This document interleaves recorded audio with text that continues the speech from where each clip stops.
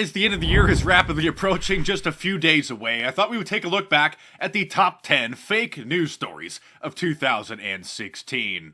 There were so many fake news stories coming out of the mainstream media this year, particularly with the election, it was pretty much impossible to condense them down into 10, but I tried, so let's go through the list. Coming in at number 10 is the supposed rise of the alt-right, and the mainstream media latching onto a small group of just a few dozen individuals or white nationalists following around this Richard Spencer guy and trying to paint every single Donald Trump supporter as a white nationalist or a white supremacist. Coming in at number 9 is when CNN selectively edited the words of a Black Lives Matter dead thug's sister when she urged the angry mob to go and burn down the white suburbs, and then CNN reported that she was calling for calm.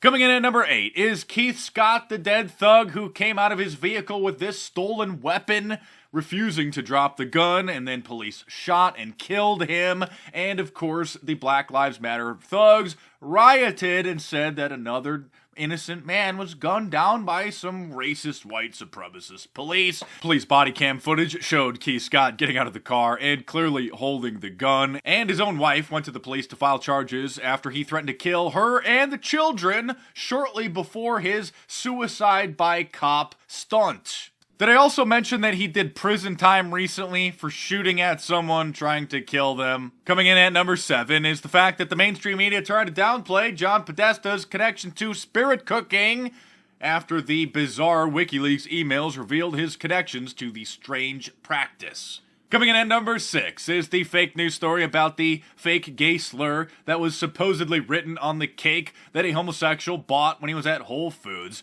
and it whipped the liberals and social justice warriors into a frenzy as they were crying about Christians and right-wing extremists who hate gay people, when later security footage proved that the man, when he left the store, did not have the supposed gay slur written on his cake. And when confronted about this fact, he admitted that he himself wrote the slur and faked the whole thing. Coming in at number 5 are the dozen, if not more, women who came forward during the election and claimed that Donald Trump had sexually assaulted them, trying to smear him and defame him and trying to bring his campaign down. Of course, none of them said anything about their supposed assaults until just before the election, and when someone is as rich and as famous as Donald Trump, if he were to even remotely do such a thing, somebody would have immediately filed a lawsuit. Many suspect that these women were paid off by the Hillary Clinton campaign to fabricate these stories. Coming in at number 4 are the hoaxes about the hate crimes that were said to be perpetuated by Donald Trump supporters against minorities and homosexuals after Trump won the election, and one by one, after police started investigating these reports, they determined that they were fake, fabricated, and a total scam. Coming in at number 3 are the reports that the WikiLeaks emails were doctored or fake. No, in fact, WikiLeaks has a 100% accuracy record about the information that they release. Coming in at number 2 are the stories that Donald Trump wouldn't win the election.